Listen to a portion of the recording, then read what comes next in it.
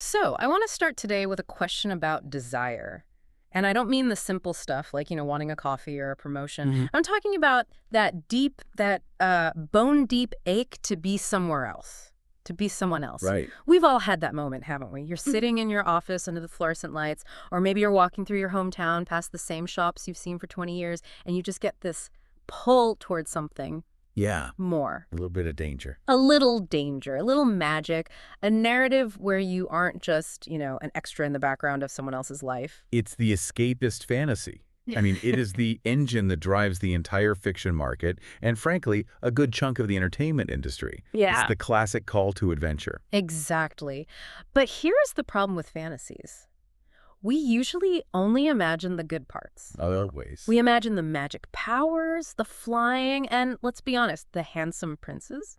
We rarely, if ever, imagine the smell of sulfur or the bone-chilling cold or the giant spiders that want to eat your face. And that is precisely the trap that the characters in today's source material fall into. It's the classic be careful what you wish for scenario, but I mean, it is just dialed up to an 11. Welcome back to the deep dive. Today, we are taking a massive look at Throne of Nightmares by Kerri Maniscalco. And I have to say, looking at the stack of notes you've prepared, this isn't just a standard fantasy novel. It feels like a deconstruction of the genre itself. It really is. Maniscalco is doing something very, very clever here. She's taking the romantasy genre, which, Yeah. for those of you who might not be on Book Talk, is that massive, booming intersection of high fantasy and romance. It's huge right now. It's everywhere. And Yeah. she's taking the archetypes from that genre and just turning them completely inside out. We are looking at a collision of two very different worlds. Worlds that should not mix. Absolutely not. You have the safe, dusty, ink-stained world of a mortal librarian on one hand, Okay. and on the other, the visceral, bloody, high-stakes politics of the Seven Deadly Sins. And that's our mission for today. We aren't just going to recount the plot because, well, that would be boring. We're going to unpack how Maniscalco subverts the very idea of sin, specifically the sin of sloth. Mm. We're going to look at metafiction, what happens when the books you read start biting back. Literally. And we're going to analyze the psychology of forced proximity between two characters who are, for all intents and purposes, polar opposites. It's a dense text. I mean, Yeah. we have ancient temples, we have sentient libraries, betrayal, and a very angry, very immortal prince. Let's start with him, the prince. Because when I saw the character sheet for this, I really had to pause. We are dealing with the Prince of Sloth. Yep. Now, I need you to help me out here because when I think of Sloth, I think of, like, the character from the Goonies. Right. Hey, you guys. Exactly. Or I think of a three-toed animal moving very, very slowly up a tree. In traditional Catholic theology, or even just in pop culture, sloth is, well, it's laziness. It's apathy. It's the guy on the couch who won't get a job. How in the world do you build a terrifying, compelling fantasy anti-hero around that? That is the first hurdle, isn't it? It's the central challenge of the character. Yeah. If you look at Dante's Inferno, for example, sloth is defined as acedia, a kind of spiritual apathy. Spiritual laziness. Exactly. It's a lack of caring. It's a failure to love God or the world enough to actually act. But Maniscalco looks at that definition and asks a really interesting, almost scientific question. Okay. What if sloth isn't about laziness? What if it's about efficiency? Efficiency, you mean like corporate synergy? That doesn't sound very scary. No. Think more like physics. Think about the laws of thermodynamics. Entropy. The entire universe naturally wants to move toward a state of rest, of least energy. Okay, I'm with you. A Prince of Sloth, in this world, embodies that fundamental principle. He isn't sleeping because he's tired. He's conserving potential energy. He is the ultimate minimalist. He never, ever moves unless it is absolutely necessary, and when he does.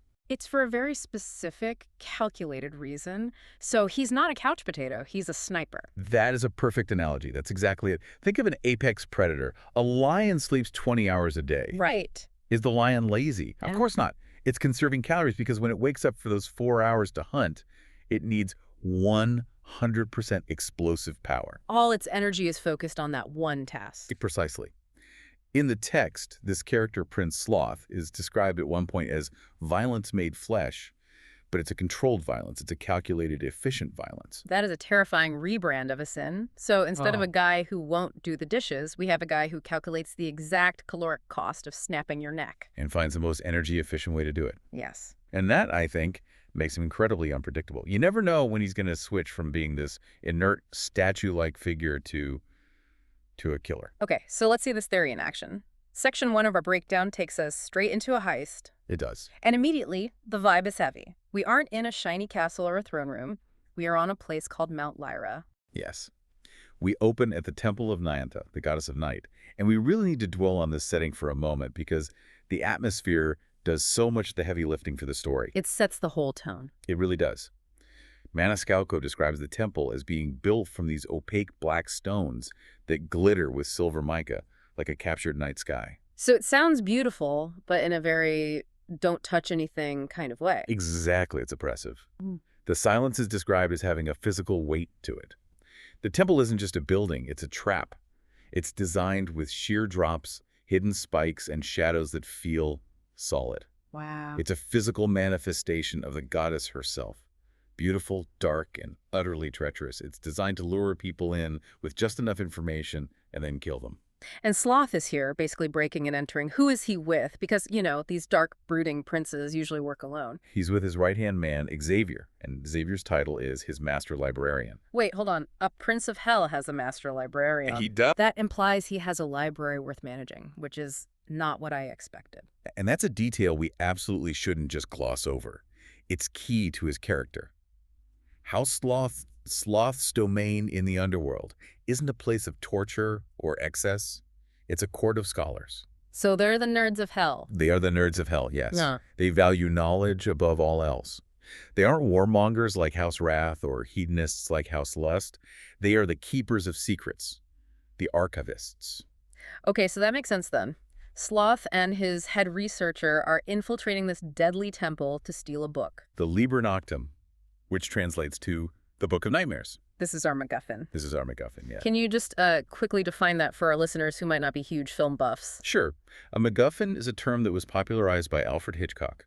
It refers to an object, a device, or maybe an event that is necessary to the plot and the motivation of the characters. But inherently, the object itself is less important than what it does to the characters. So it's the thing everyone is chasing. It's the Holy Grail, the Maltese Falcon, or in this case, the Book of Nightmares. It drives the action forward. But this isn't just a shiny trophy. This book actually, it does stuff. It has power. Oh, it does. It has the power to create and destroy worlds. It's not a metaphor. It can literally tap into the fabric of reality itself and rewrite it. Okay, so why does Sloth want it?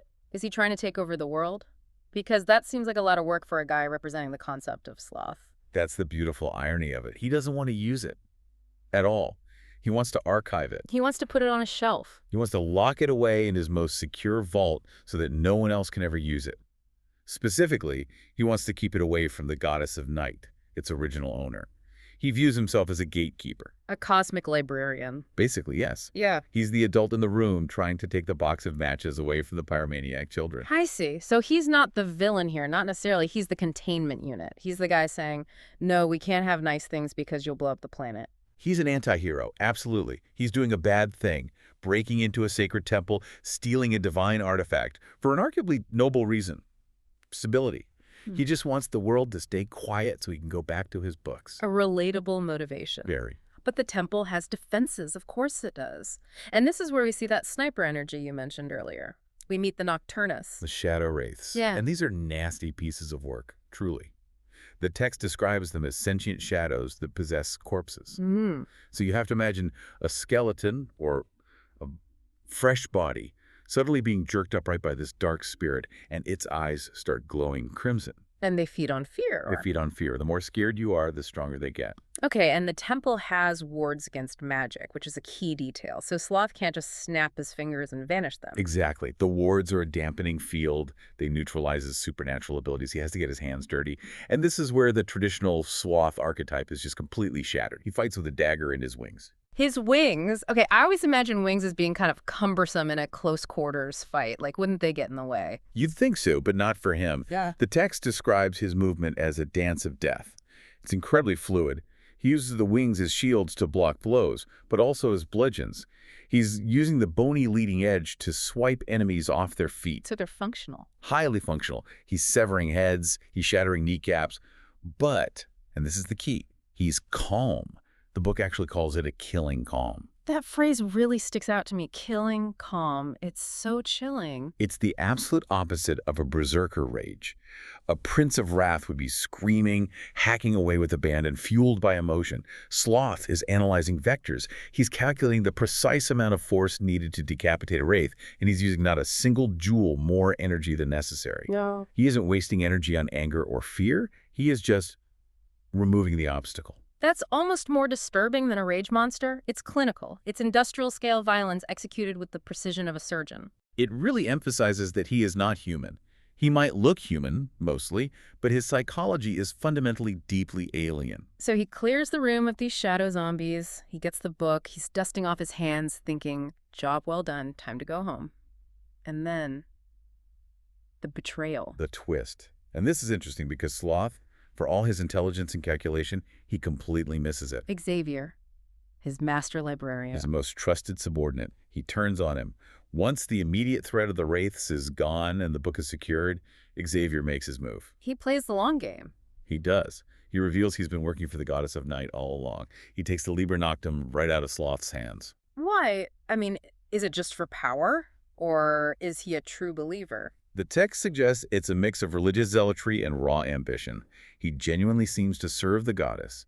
He believes that freeing her and giving her the book will usher in a new age and, well, result in something good for him. That's the classic henchman mistake. The evil gods never reward the henchman. Never. But Xavier is committed. He pulls out something called a portal stone. How does that work in this magic system? Is it like a teleportation scroll from D&D? Very similar. But in this world, portal stones are described as being incredibly volatile. If you don't have a specific pre-calibrated destination locked in, or if you use them recklessly, they have a default setting. They send you to Somnia, Somnia. Dream Realm, or, to be more accurate, the Nightmare Realm. It's the dimension where the Goddess of Night is currently banished. So it's her prison. Exactly. So Xavier essentially looks at Sloth, says thanks for doing all the heavy lifting, and nukes himself out of reality, taking the Doomsday Book straight to the main villain. Leaving Sloth stranded in a collapsing temple with nothing but dead bodies and a very, very bad mood. A very bad mood. And this is the inciting incident for the entire story. Sloth has failed. The one thing he wanted to prevent, chaos, has just been unleashed by his own hand in a way. He now has to hunt Xavier down, not just for revenge, but to stop the apocalypse. So that's one half of our equation. The immortal, hyper-lethal, academically inclined, and slightly arrogant prince. Now let's pivot to the other side. The librarian, Lore Brimstone. Lore is, well, she's us. She's the reader. She's the reader insert character, 100%. She's 24, she lives in a tiny, boring village called Bellington, and she works in a library. The text mentions she feels like a side character in her own life. That's a heavy sentiment, but so relatable. It's a very modern sentiment, I think. Yeah. We see this a lot in current literature, this deep dissatisfaction with the mundane. Lore consumes stories. She reads mysteries, specifically a series about a serial killer called The Collector. She reads romances. She's vicariously living through ink and paper. I feel like we need to talk about that relationship people have with books. It's almost a parasocial relationship, isn't it? You feel like you know these characters better than your own neighbors sometimes. Absolutely. And for Lore, the books are safe. They're a controlled environment. She can experience the thrill of the collector hunting a victim down a dark alley without ever actually being in danger. There's a scene mentioned in the notes where she's in a creepy manner reading, she makes a noise, and she immediately panics thinking a killer is there. I relate to that so much. You want to be the hero right up until the floorboard creaks. Exactly. She craves the adventure, but she's terrified of the reality of it. Yeah, and that irony is the absolute core of her character arc. She wants the concept of danger, not the visceral, painful reality of it. She also has a brother, Fable. Fable, a little bit on the nose for a name, perhaps, but it works in this fairy tale-esque setting. It sets the tone. It does. And they have this really sweet, nerdy dynamic where they dissect literary tropes together. Yeah. They talk about anti-heroes, villains, forced proximity, all of it. So in a way, Lore has been studying for a test she didn't know she was going to have to take. She is genre savvy. Genre savvy. I love that term. It basically means she knows the rules of the story, right? In a way, yes. She understands the structure of stories. She knows that if you walk into a dark basement, you don't call out, "Is anyone there?" Rule number 1. She knows that the impossibly handsome man dressed in black is probably trouble. This knowledge, which seems completely trivial in her quiet village life, is going to become her superpower later on. Okay, so we have Lore in her village, feeling like a side character, and then the carnival comes to town. The carnival, the classic disruption of the status quo. You have acrobats, fireworks, the smell of sugar and grease in the air. It's festive, but Maniscalco writes it with a bit of an edge, a little bit of darkness. And in this crowd, Lore is approached by an old woman. Now, rule number 1 of fantasy survival: do not accept mysterious gifts from strange old women at carnivals. Especially not from ones described as having a wicked poisoned apple vibe. Hmm. But Lore, she's caught up in the magic of the moment. She listens. The woman offers her a gift for the gifted. It's a stone. Just a stone. Just a stone. Mm. And she gives her a warning, a very cryptic one. You must face your fears to live your dreams. That sounds less like a fortune cookie and more like a curse. Here's a rock. Good luck with the impending trauma. It basically is. It's a threat. And then the woman also says, he is coming. And he is our friend Prince Sloth. Right. Sloth has tracked the magical signature of Xavier's portal stone, or perhaps the disturbance it caused, to this exact village. He lands here looking for his treacherous librarian, but he finds Lore instead. This moment of their meeting or their collision really is fascinating. Lore sees him walking through the crowd. She doesn't know he's a prince of hell from another dimension. But how does she describe him? How does she process him? She immediately categorizes him using her book knowledge. That's her framework for the world. She calls him a leading villain. Not a hero. No, not a hero. She notes the square jaw, the predatory walk, the sheer danger that's just radiating off him. She doesn't think, oh, that's a nice guy I should talk to. She thinks that is the antagonist of a gothic romance novel who has just stepped off the page. Her brain is trying to make sense of reality by overlaying fiction onto it. She's profiling him based on tropes. Precisely. She recognizes the archetype. And in that exact moment, the stone the old woman gave her starts to react to his presence. It glows. But it doesn't glow with light. It glows with shadows. That's never a good sign. No. The shadows erupt from the stone. They act as a tear in reality, a portal very similar to the one Xavier used to escape. Sloth sees this happen. He recognizes the magic. He lunges, and it's ambiguous in the chaos whether he's trying to stop it or grab her. Or maybe both. Maybe both. And the portal just swallows them. So within the span of, 5 minutes, Lore goes from "my life is so boring" to "I'm being kidnapped by a shadow portal with a villainous stranger." Be careful what you wish for. Yeah. She wanted a plot twist in her life. Yeah. She got one, a big one. And this brings us to section 3. They land. And they are definitely not in Bellington anymore. No. They are insomnia, the nightmare realm. Right. And they land hard on the side of a volcano. Oh, volcano. Of course, because a nice soft metro would be too easy. It's actually a nightmare version of Mount Lyra, the place we started. The landscape is twisted, dark, and actively hostile. And here is where we see the contrast between the two characters really, really shine. How so? Lore is hyperventilating. She is in total shock. Her rational brain is breaking because magic shouldn't exist. She's trembling, she's terrified, she's trying to process the impossible. And Sloth, our Prince of Calm. Sloth is checking the soil density, he's analyzing the ash content in the air, he's annoyed, he's scanning the perimeter for threats. He looks at Lore and he doesn't see a terrified girl, he sees a variable. An equation he hasn't solved yet. Exactly. His first thought is that she might be an assassin sent to trap him. Why an assassin? That seems like a leap. Because to him, mortals are fragile and, frankly, useless. So if a mortal is here in this high-level magical realm and survived the fall, she must be a threat. It's a logical deduction for him, even if it's completely wrong. He assumes competence because he can't imagine someone stumbling into somnia by pure accident. And Lore looks at him, seeing this unbelievably calm, calculating man standing on the side of an active volcano, and thinks... She thinks he's a sociopath. And honestly, from a human perspective, she's not entirely wrong. His complete lack of fear in the face of certain death looks like a form of madness. But they don't have time to argue about his mental health because the locals show up, the Lycosidae. And nightmare spiders. I have to say, as someone who, checks their shoes for spiders every morning, this part of the book sounds just awful. It is high-octane nightmare fuel. These things are described as being the size of horses. The horses? Yes. Horse-sized spiders. And they have wolf-like tendencies. They hunt in packs. They have fur. And Maniscalco adds this really, truly creepy detail. They dance. They dance. Like a waltz. No, not a waltz. They perform this strange, disjointed, bouncing movement.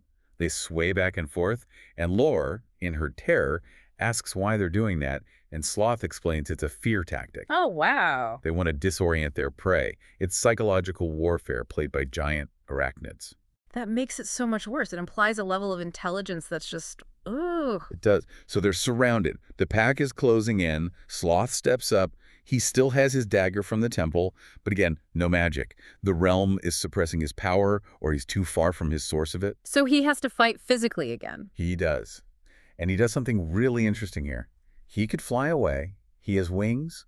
Lore does not. He could just leave her as bait. Here, eat the librarian while I make a clean getaway. It would be the sloth thing to do, wouldn't it? Yeah. Conserve energy, ensure your own survival. But he doesn't. He stands his ground. He shields her with his body. He engages the entire pack. Is this sudden altruism? Or does he just need answers from her? It's likely pragmatic at this stage. No. She has the stone, the thing that brought them here. He needs the stone to have any chance of leaving. But then there's a moment where a smaller spider, only the size of a large dog, mind you, leaps directly at Lore. And without thinking, Sloth throws his dagger to kill it. Leaving him unarmed. And leaving him open.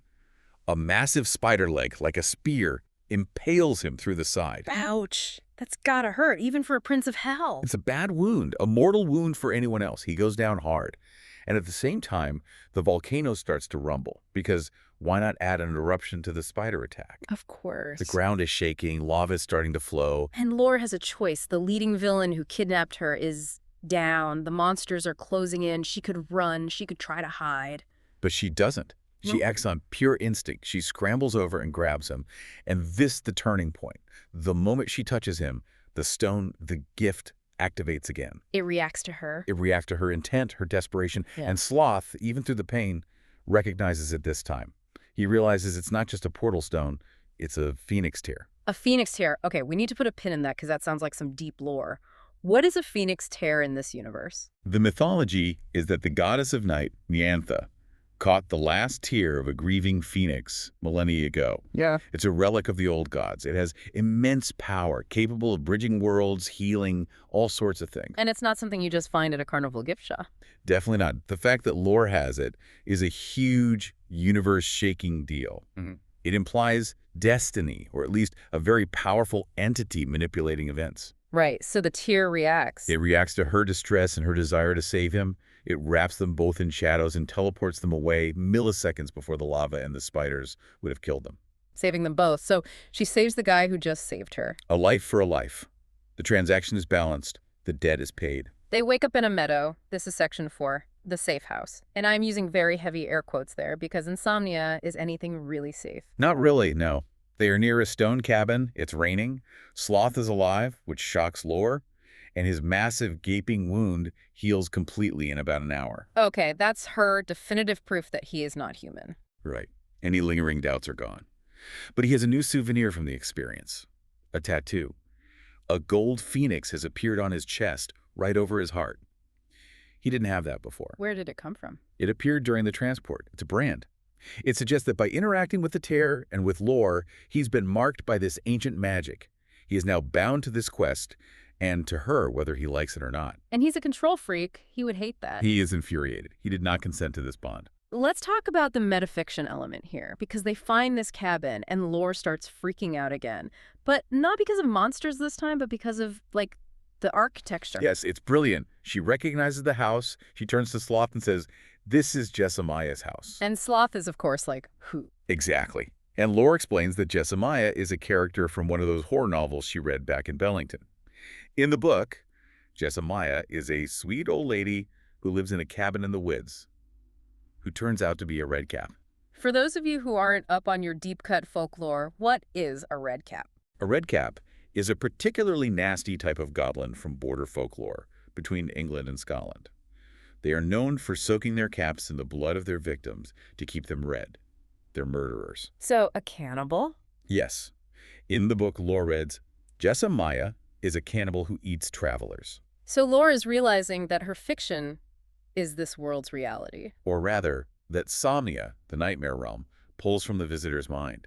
It uses Lore's memories of scary stories to populate the world, to create the threats. This is the meta twist. The realm is literally reading her mind. But that gives her an advantage, right? That's huge. It's a massive advantage. Usually the bookworm character is kind of useless in a fight.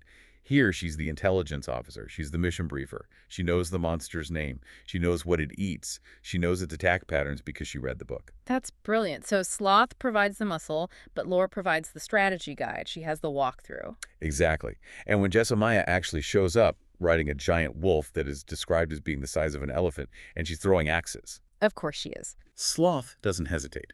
He doesn't question her. He trusts Lore's intel instantly. He realizes she isn't crazy. Her craziness is actually a survival guide. They bail out the back window immediately. Running into the woods. Which leads us straight into the next threat, the environmental hazard. Section 5, hypothermia. It's a classic trope, the huddling for warmth scene. But it serves a real purpose here, beyond just setting up romance. The weather turns, the cold rain becomes snow.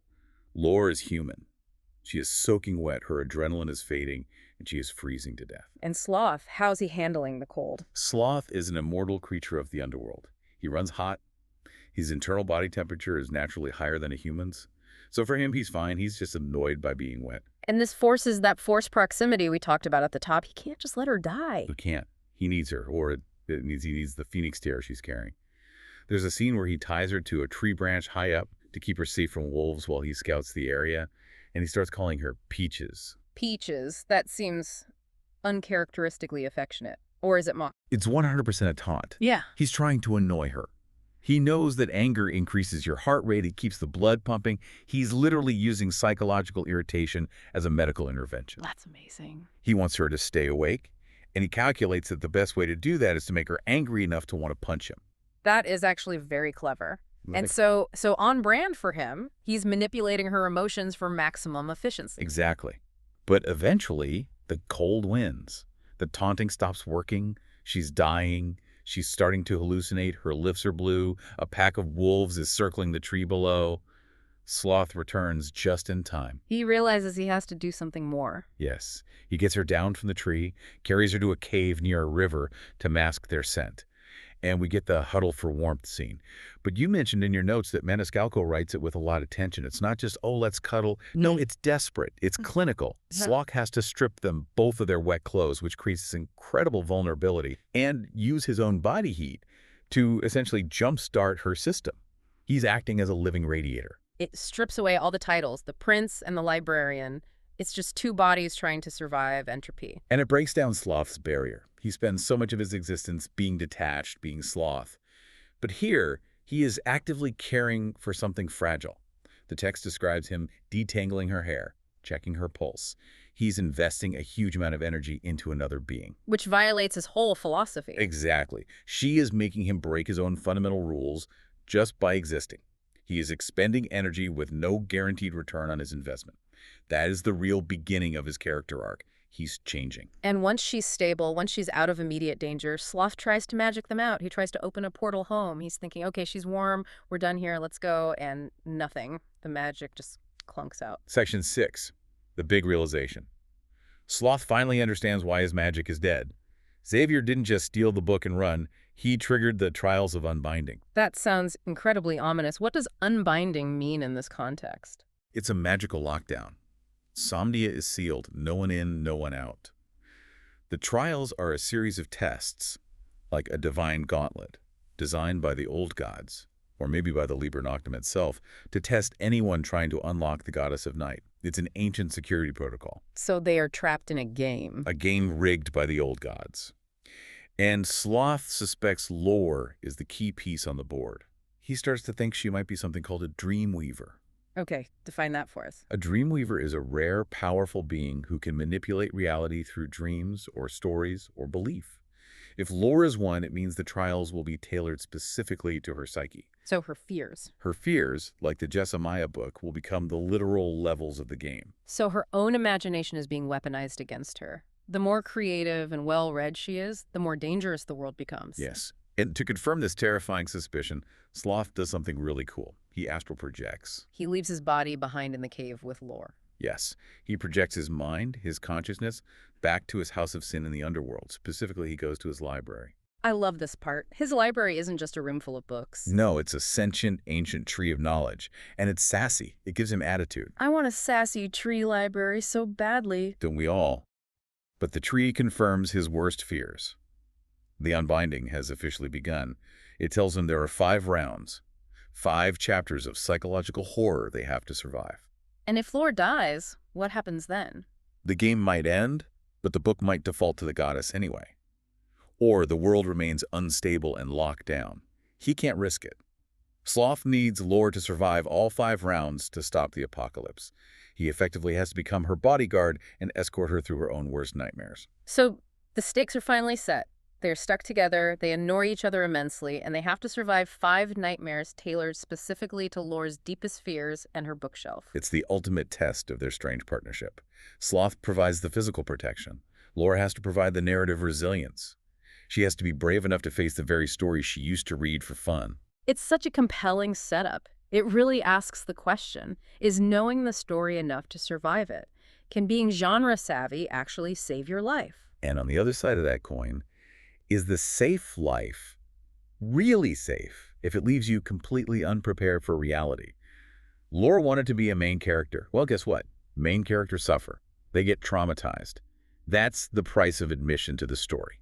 That's a really deep thought to end on. It feels like Throne of Nightmares is telling us that the only way out is through.